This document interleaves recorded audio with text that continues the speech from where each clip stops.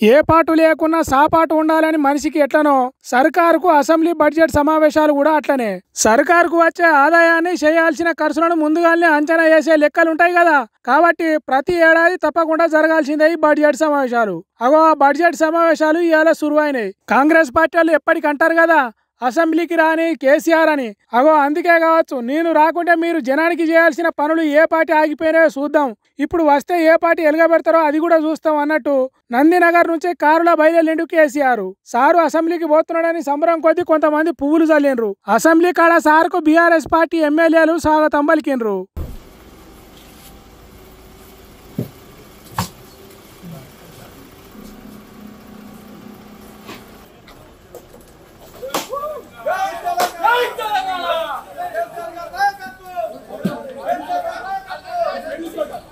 ఇక కాంగ్రెస్ సర్కారు చేసిన పనులను గవర్నర్ సార్ ఒక్కొక్కటి చెప్తాంటే కాగితాలు తిప్పుకుంటా కరెక్టేనా అన్నట్టు చూసిండు. ఇవాళ మొత్తం గవర్నర్ మాట్లాడుడే ఉంటది కాబట్టి అటు అధికార పక్షం ఇటు ప్రతిపక్షం నుంచి ఎవ్వరు మాట్లాడలేదు. బయటకు వచ్చినాక ఎమ్మెల్యే కేటీఆర్ మాట్లాడుకుంటా కాంగ్రెస్ సర్కారు చేసిన పనుల మీద ఫైర్ అయిండు. నెంబర్ 1 అయింది. కానీ ఇవాళ గవర్నర్ గారి ప్రసంగంలో ఏం చెప్పుకుంటున్నారు? భారతదేశంలోనట రేవంత్ రెడ్డి ఉద్దారకం వల్ల తెలంగాణ నెంబర్ 1 అయిందట వరిధాన్యం ఉత్పత్తిలో. ఏది సంవత్సరం 14 నెలల్లో నువ్వు పంటలు ఎండబెట్టడం వల్ల, రైతు బంధు ఇవ్వకపోవడం వల్ల, కరెంటు అస్తవ్యస్తం చేయడం వల్ల, రైతుల ఆత్మహత్యల వల్ల వరిధాన్యం ఉత్పత్తి పెరిగిందా?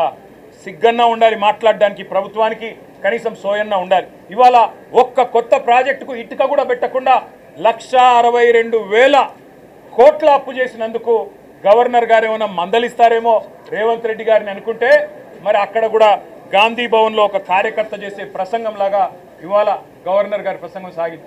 ఇన్నరా గవర్నర్ చెప్పిన మాటలు నిండు అసెంబ్లీలో చదివిన అక్షరాలు అంకెలు అన్ని పచ్చి అబద్ధం అన్నట్టు చెప్తున్నాడు.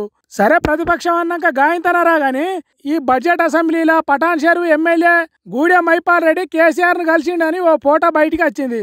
బీఆర్ఎస్ పార్టీలో గెలిచి తర్వాత కాంగ్రెస్ పార్టీలో చేరిండు. ఈ నడుమ కాంగ్రెస్ పార్టీని ఓ పెద్ద బూతు కూడా తిట్టిండు. నేను పక్కా బీఆర్ఎస్ పార్టీ అని చెప్పిండు. కాబట్టే కేసీఆర్ ను కలిసిండు కావచ్చు. ఈ ముచ్చట ఇట్లుంటే ఇవాళ ఇక్కడ చూడండి, ఓ చిన్న పిల్లగాడు కేసీఆర్ ను కలిసితానికి అసెంబ్లీకి వచ్చిండట. బాబు ఏం ప్రాబ్లం?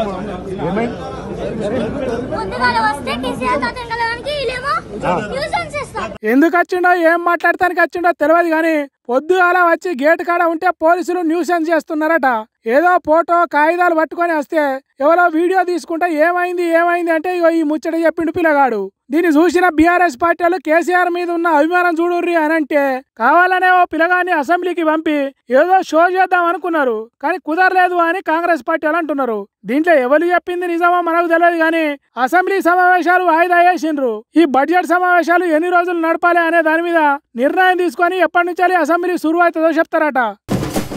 ఎండాకాలం ఏసీలు రిపేర్ చేయించుకునేటోళ్ళు ఇవాళ ఈ వీడియో మంచిగా చూడుర్రి. ఈ అన్న తీసింది తాళ్ళు నారపట్టెలు అనుకున్నారు. కాదు పాములు. అవును పాములే. ఎక్కడ జాగ దొరకనట్టు మంచిగా ఏసీల గూడు పెట్టుకొని నివాసం ఉంటున్నాయట. మరి ఎట్లా కనిపెట్టిర్రో ఏమో ఇంటి వాళ్ళు పాములున్నాయని పసిగట్టి వాటిని బట్టేటోళ్లకు ఫోన్ చేస్తే ఇట్లా బయటికి తీసిండు అన్న. ఎప్పటి నుంచి ఉంటున్నదో పెద్ద పాము తెలియదు కానీ గుడ్లు బట్టి పొదిగి పిల్లలంగా అన్నదట. వానకాలంలో చలికాలంలో ఏసీతోని పనేం లేదు కాబట్టి వాటికి ఏ తకిలీఫ్ కాకుండా బతికినాయట. కానీ ఇప్పుడు ఎండాకాలం మండుతున్నది కాబట్టి చల్లదనం కోసం ఏసీ స్విచ్ ఆన్ చేసిండ్రట ఇంటి వాళ్ళు.